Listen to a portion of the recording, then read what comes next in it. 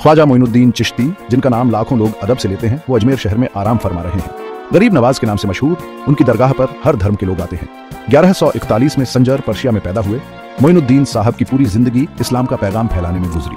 उनका हिंदुस्तान का सफर मुश्किलों से भरा हुआ था, लेकिन करिश्माई घटनाओं की वजह से मशहूर हो गया। मोइनुद्दीन साहब बचपन से ही नेक और पढ़ाई लिखाई में लगे रहे। उन्हें अपने वतन के बाहर भी इस्लाम का पैगाम फैलाने की ख्वाहिश थी। एक अहम मोड़ तब आया जब हजरत मोहम्मद सल्लल्लाहु अलैहि वसल्लम उन्हें ख्वाब में दिखाई दिए। उन्होंने मोइनुद्दीन साहब को पूर्व की ओर हिंदुस्तान जाने और प्यार और अमन का पैगाम फैलाने का हुक्म दिया।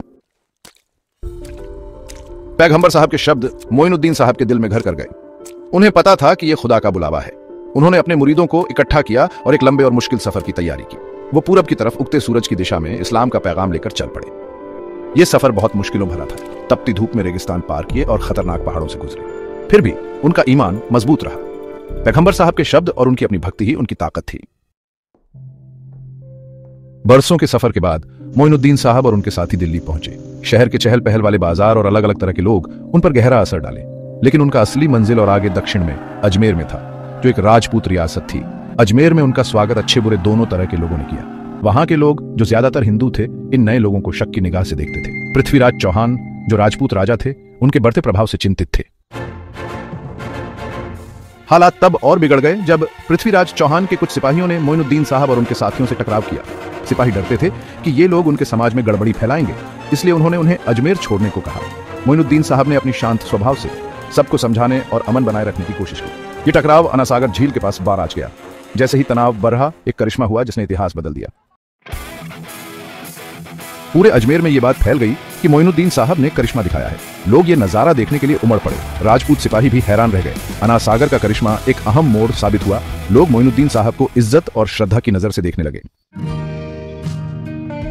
मोइनुद्दीन साहब ने सादगी भरा जीवन चुना और एक छोटे से घर में रहे। उन्होंने अपना दरवाजा सबके लिए खोल दिया, चाहे वो किसी भी जात या धर्म के हों। उनका पैगाम सीधा साधा था, प्यार, दया और इंसानियत की सेवा। लोग उनकी बातों से प्रभावित हुए क्योंकि उन्हें उनकी बातों में सच्चाई और खूबसूरती दिखाई दी। उनकी शिक्षाएं खास तौर पर उन लोगों को अच्छी लगीं जो गरीब और कमजोर थे।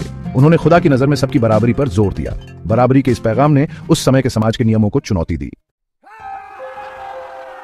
मोइनुद्दीन साहब के बढ़ते प्रभाव की खबर जयपाल तक पहुंची, जो एक ताकतवर जादूगर था और लोगों पर उसका खूब दबदबा था।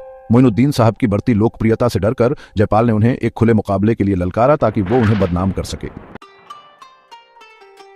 ख्वाजा मोइनुद्दीन चिश्ती का 1236 में इंतकाल हो गया। उन्हें अजमेर में दफनाया गया, जिस शहर को उनके नाम से ही जाना जाने लगा। उनकी विरासत उनके जीवन काल से कहीं आगे तक फैली। वे एक महान सूफी संत, शांति, सद्भाव और आध्यात्मिक ज्ञान के प्रतीक के रूप में पूजनीय हो गए। उनकी शिक्षाएं, जिनमें प्रेम, सहिष्णुता और करुणा पर जोर दिया गया है, आज भी लाखों लोगों को प्रेरित करती है।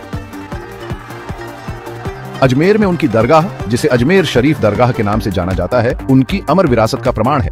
यह आशा और एकता का प्रकाश स्तंभ है, जो सभी धर्मों और जीवन के सभी क्षेत्रों के तीर्थयात्रियों को आकर्षित करता है। वे आशीर्वाद, सांत्वना और परमात्मा से जुड़ाव की तलाश में आते हैं। हवा में दुआएं और कव्वालियां, भक्ति, सूफी संगीत गूंजता रहता है, जिससे गहन